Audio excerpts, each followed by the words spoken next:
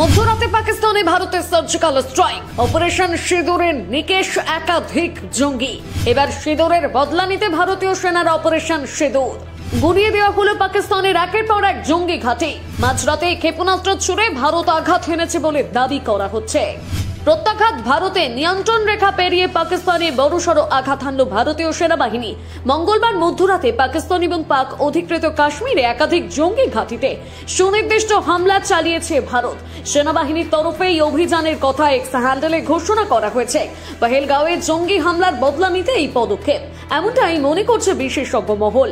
যদিও ভারতীয় প্রতিরক্ষা মন্ত্রকের তরফে এই প্রকাশিত সংক্ষিপ্ত বিবৃতিতে কোনো নির্দিষ্ট শহরের নাম উল্লেখ করা হয়নি, তবে কয়েকটি সামাজিক মাধ্যম সূত্রে দাবি করা হয়েছে পাকিস্তানের পাঞ্জাব প্রদেশের বাহাওয়ালপুর এবং পাক অধিকৃত কাশ্মীরের মুজফফরবাদে ক্ষেপণাস্ত্র হামলা চালিয়েছে ভারত।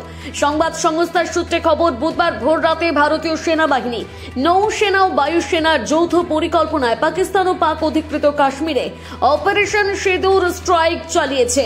এই ত্রিস্তরীয় সামরিক অভিযানে একযোগে আঘাত হানা হয় 9টি কুখ্যাত জঙ্গি ঘাঁটিতে। প্রতিটি জায়গায় অতীতে একাধিক বড়সড় সন্ত্রাসবাদী হামলার সঙ্গে সরাসরি যোগাযোগ ছিল।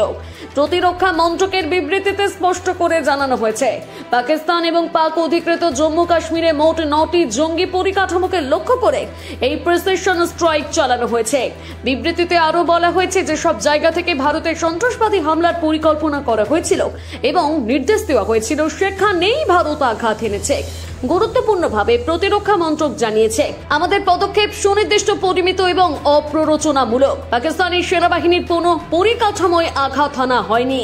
লক্ষ্যবস্তু নির্ধারণ এবং আঘাত হানার প্রশ্নে ভারত উল্লেখযোগ্য সংযম দেখিয়েছে। এই অভিযানটি অপারেশন সিঁদুর নামে পরিচিত হচ্ছে।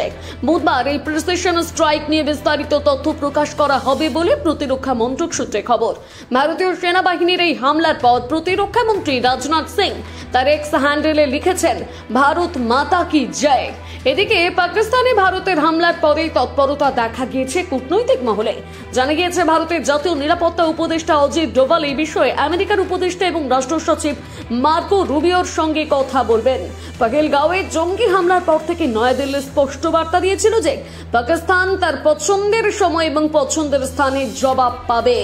মধ্যরাতের এই অভিযান সেই হুঁশিয়ারিরই বাস্তবায়ন বলে মনে করছে বিশেষজ্ঞরা। ভারতের এই পদক্ষেপ আঞ্চলিক ভূ রাজনীতিতে নতুন করে উত্তেজনা সৃষ্টি করতে পারে বলে আশঙ্কা করা হচ্ছে। এখন দেখার বিষয় পাকিস্তান এই হামলার পরিপ্রেক্ষিতে কেমন প্রতিক্রিয়া দেখায়।